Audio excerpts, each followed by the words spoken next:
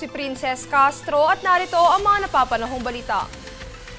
Para sa ating libu-libong kababayan na nasa Middle East, inaalarma po kayo na mag-ingat sakaling magpakawala ng retaliatory ballistic missile strikes ang Iran. Aabot sa 3,000 hanggang 4,000 na Pinoy ang naitalang nagtatrabaho sa United States military bases ng Gulf na posibleng maapektuhan ng tumitinding giyera sa pagitan ng mga bansa. Nakaposisyon ang US military bases na ito sa mga bansang Kuwait, Bahrain, Qatar at United Arab Emirates.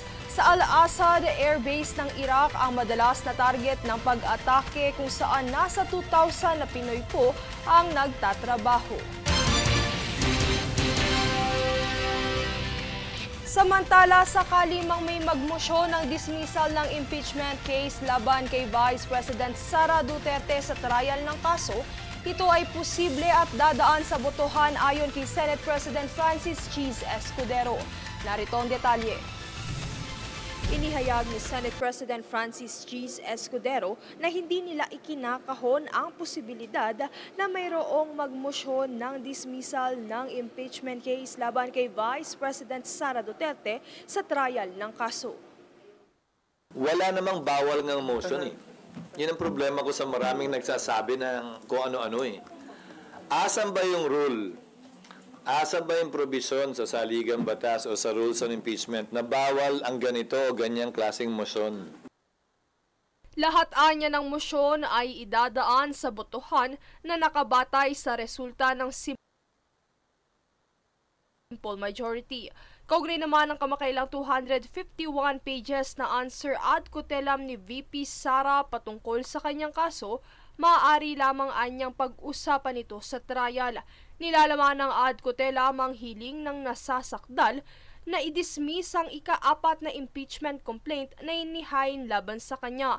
Ito ay bunsod ng paglabag umano ng mga tagapamuno sa one-year bar rule sa ilalim ng Section 3, Paragraph 5 ng Article 11 ng 1987 Constitution. Bilang tugon ay formal nang nagsumite ang House Impeachment Secretariat nitong June 25 ng kopya ng pleadings sa 42 Narvasa and Salazar Law Offices ang tumatayong counsel ni Duterte.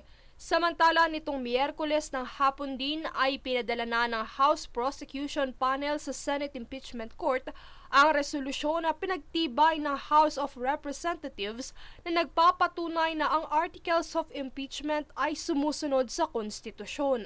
Ang tugon na ito ay batay sa mosyon na pag-return ng Articles of Impeachment sa Kamara kung saan wala anilang legal basis sa ang aksyong ito ng Senado. Samantala, sinabi naman ni Escudero na ang impeachment court ay magre-resume sa oras na maipasa na lahat ng Kamara ang mga kaukulang dokumentong hinihingi ng korte at kanila nang may talaga ang prosecutors para sa kaso.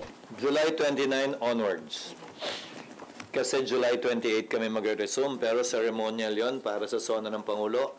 Magsisimula pa lang talaga makapagtrabaho ang Senado at Kamara ng July 29. Pero hindi kami pwede schedule agad hanggat una, wala pa yung prosecutors. Pangalawa, wala pa yung compliance in one shape or another. Matatandaan na 2 dokumento ang kailangang i-comply ng prosecution panel alinsunod sa kahilingan ng impeachment court. Ito ay ang kasulatang nagpapatunay na sila ay hindi lumabag sa one-year bar rule at ang desisyon kung nais na ipagpatuloy ng 20th Congress ang impeachment. At para sa panunumpa ng mga bagong senator judges, ito ay kasabay ng pag-convene ng impeachment court. Princess Castro nag-uulat para sa Golden Nation Network. Sa paghahatol naman ng Korte Suprema, hindi dahilan ang pakikipagrelasyon sa biktima upang gawa ng sexual na karahasan. Ito ay inilabas matapos ang kaso ng panggagahasa sa isang 14 anyos na babae ng kaniyang karelasyon. Sa desisyon ay sinulat ni Associate Justice Joseph Lopez, hinatulang guilty ng Second Division ng Korte ang nasabing kasintahan. Sa ilalim ng Anti-Child Abuse Law, ang desisyon ng RTC ay pinagtibay palalo ng Court of Appeals. Kami ang boses ng pagbabago. Ako si Princess Castro at ito ang News Force. Sa ulo ng mga balita, OFW sa US military base, inalerto sakaling magpakawala ng missile ang Iran. Makati City, binuksan na ang unang animal care facilities sa bansa. Korte Suprema, naninindigang hindi dapat gamitin ang relasyon sa sexual na pang-aabuso. Mosyong dismissal ng impeachment case sa impeachment trial, posible ayon kay SP Escudero. Ilang drag queens, tampok sa latest single MV ni Janine Verdin. At Brazilian hiker, natagpuang patay ilang araw matapos mahulog sa bulkan ng Indonesia. Patas at pantay na balita, komprehensibong ulat para sa pulso ng masa. Ito ang News Force.